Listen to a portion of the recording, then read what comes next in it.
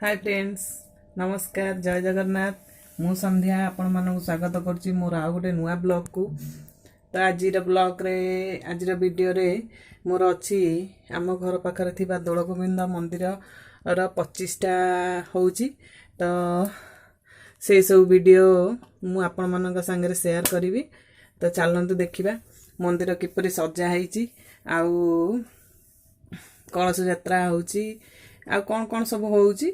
मु गोटे गोटे एका संगे तो वीडियो सब छाड़ले गोटे लंबा हो तो मु पार्ट 1 पार्ट 2 करी छाड़ी आपण। तो चलतु वीडियो भल लगे लाइक करेंगे, कमेंट करेंगे, शेयर करेंगे आ सब्सक्राइब करेंगे। आ जो माने भी मते कमेंट करिसेंती मु तांको बहुत बहुत बहुत धन्यवाद जनाऊँगी। तो वीडियो देखंतु, मोर भूल थिले भी मते मो भूलटा को कमेंट माध्यम रे जणातु। मु जदि भल लागुची ताकू मध्य कमेंट माध्यम रे जणातु, ताले मु निजर भल मंद सबू जानी परिबी आ ताकू आगु को सुधारिया पे चेष्टा करिबी। तो धन्यवाद मते कमेंट करथिबारु आ सब्सक्राइब करथिबारु। तो चलंतु वीडियो स्टार्ट करिबा। देखंतु ठाकुर घर केन सजा हेची 25टा हबो पाइंगा।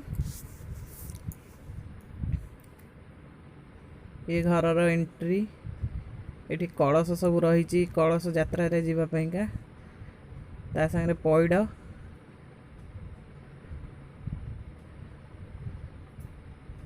एठी गोटे भगवान कर टाइल गोटे लगी।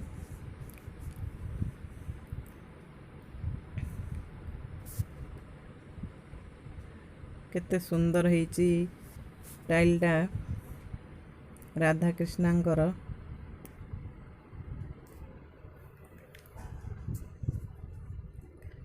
एठी गोटे छोट से राधा कृष्णांकर लगी टाइलटा सो एते सुंदर देखा जाउची। सब काम हेची एबे एपटे जगन्नाथंकर लगी।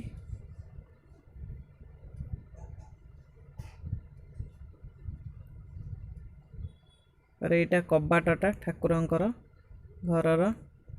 एठी हनुमानंकर लगी पंचमुखी हनुमान ना। एठी 10 नवग्रह आ हनुमानंकर विग्रह नुआ स्थापना भी हेले। एठी गोटे गणेशंकर लगी।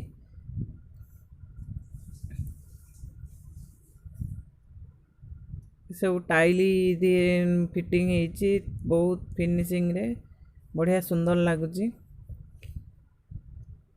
तापरे ऊपर को ए पाहाच अच्छी एंट्री करवा पाहाच रे ऊपर को गले एठी आ गोटे गणेशंकर लगी से टाइल।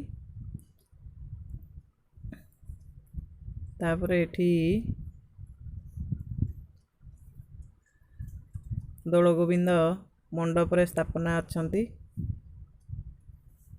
एठी सब मुरुज अंका हेची 25टा हबा बोली। देखंतु दोल मंडपटा केड़े सुंदर करिसेंती।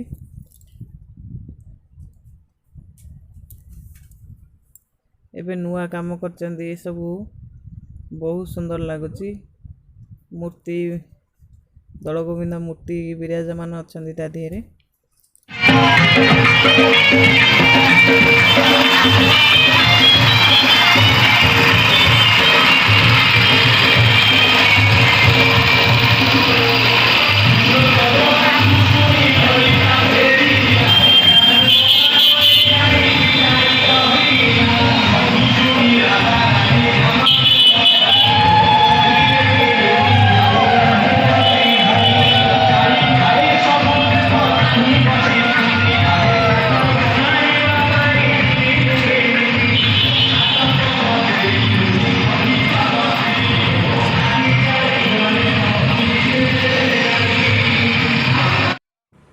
एटी नदी कूल सब आसिक पहुँची गले।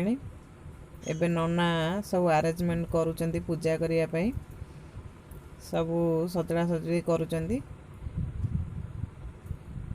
सजड़ा सइले पुणी पूजा स्टार्ट हबो। सब कलश रे पानी आनी नना चारिपटे रखुचंती।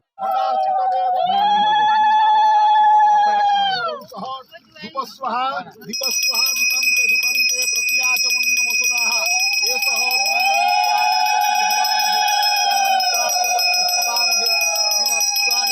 हवामहे वसो मम संगाय सपरिवाराय उपकल्पितमृताय नैवेद्यमुस्वाहा प्रतियाचमन्नमसुदाः यस्सर्वनिस्थितो मेघा सिंधु सागर निमिनगा उपौश्च समुद्राश्चतरा तस्मै प्रियात्मने नमः सूर्य समांगरी वक्यं जीव भृगु मंगलकारिणी ग्राम देव्यै नमः घटार्चित देवताभ्य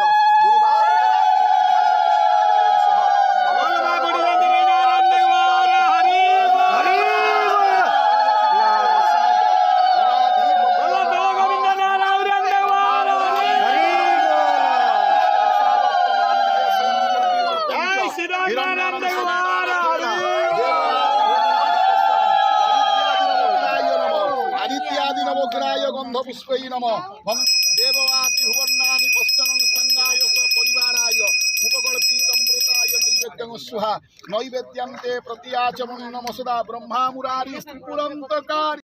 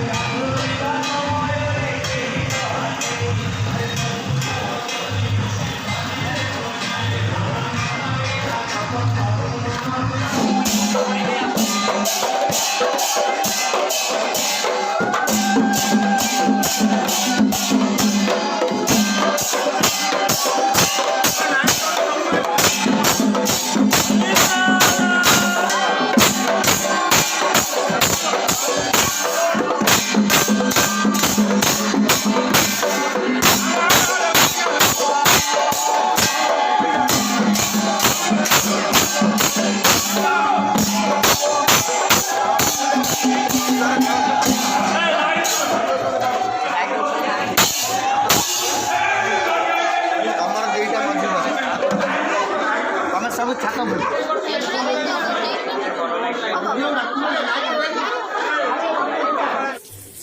तो सांग मैंने वीडियो देखिले तो वीडियोटी किपरि लागला मते कमेंट माध्यम रे जणाइबे आ वीडियो भल लागिले लाइक करिवे कमेंट करिवे शेयर करिवे आ सब्सक्राइब करिवे तो आज पे रखुची पुणी आउ अलगा सब कार्यक्रम नेक्स्ट वीडियो रे मु देखैबी तो आज एतिक रे रखुची नमस्कार।